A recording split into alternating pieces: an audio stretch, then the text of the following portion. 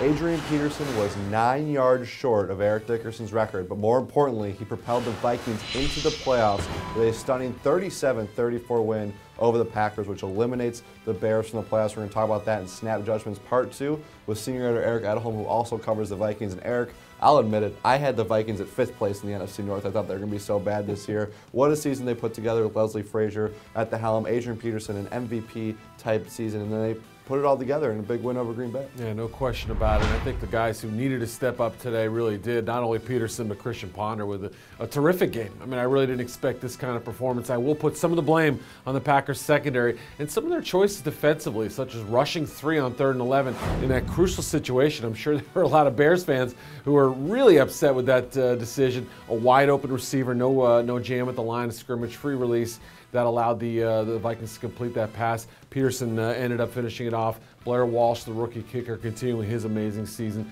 And we've got Vikings-Packers next week. I think everybody wins except those Bears fans. That's right. Green Bay will host that game in Lambeau Field. They move down to the 3 seed. Don't get the bye. The bye goes to the San Francisco 49ers.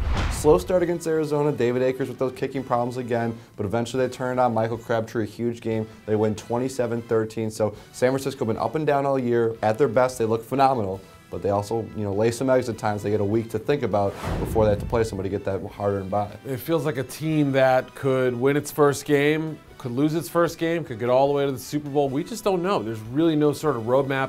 Young quarterback has only had a handful of number of games under his belt. What a difference this defense is with Justin Smith in the lineup. We'll have to see what's going to happen to that group going forward.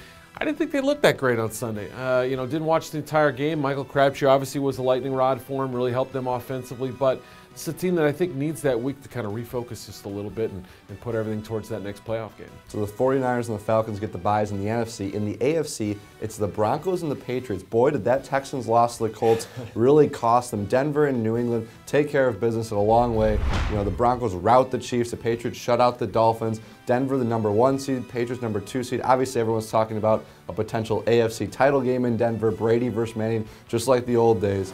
But both these teams, they could have stumbled in this one, could have fallen to the 3 seed, but they take care of their business and get the job done. Yeah, a little interesting decision bringing Gronkowski back for this game, Week 17. It paid off. He probably had 25 snaps in the game, scored a touchdown late when it was kind of over and decided with, but I think it'd be an upset at this point if we didn't see Broncos-Patriots in that AFC Championship game. The way these teams are playing, obviously Patriots beat them earlier in the regular season. We'll have to see how far the Broncos have come to this point. I mean, could it happen that somebody pulls an upset along the way? Of course. That's what the playoffs are for, is for all the intrigue and excitement that comes with it. But I think on paper right now, you'd have to say these are the 2 best teams in that conference. And the Broncos win 11 in a row to finish the season. I think they started this year 2-3. 2 of those losses to 2 teams they could play in the AFC playoffs, the Texans and the Patriots. While Houston falls to the 3 seed, they're going to host the Bengals in the first round of the playoffs. To see all of our analysis from a wild Week 17 of the 2012 season, head to our website at ProFootballWeekly.com.